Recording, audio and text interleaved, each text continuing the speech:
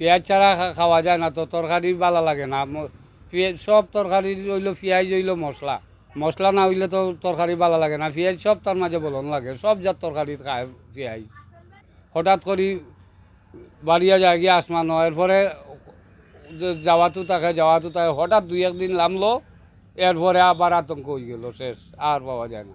ব্যবসায়ী ক্ষুদ্র ব্যবসায়ীদের নাকি শুধু ক্ষুদ্র ব্যবসায়ীরা দায়ী নাই, এটার লাগে দায়ী আপনার যে সিন্ডিকেট, এটাই তো দায়ী। এরা ব্যবসায়ী এখন এরা কোনো দাম বাড়ায় না।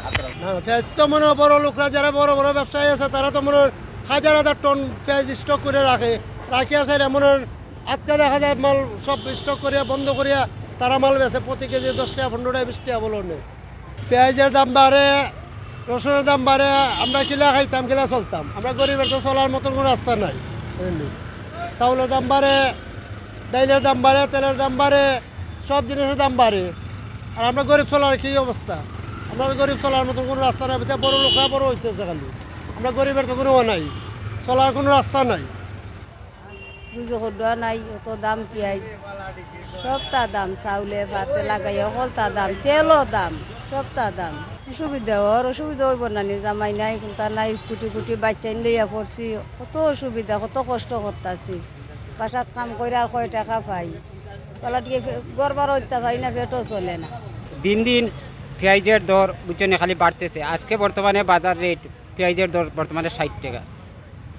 তেলের দাম, চিনির দাম, দ্রব্যমূল্যের দাম দিন দিন খালি বাড়তেছে। গরিব গুরবা ক্রয় ক্ষমতার বাইরে চলে গেছে, কথা বুঝছেন। আমরা দিন দিন চলা প্রায় অসম্ভব হচ্ছে।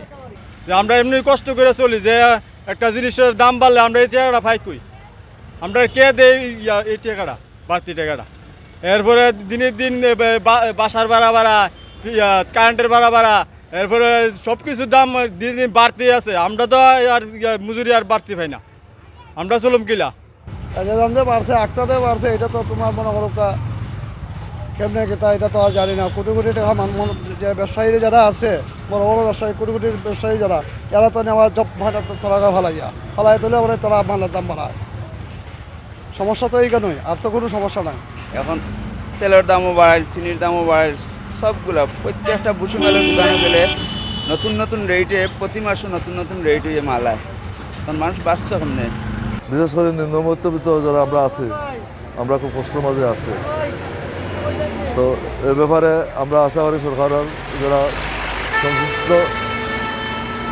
সংশ্লিষ্ট সংস্থা আছে তারা এই ব্যাপারে যথাযথ পদক্ষেপ নেবে এবং বাজারের স্থিতিশীলতা রক্ষার লাগে তারা কাজ করবা।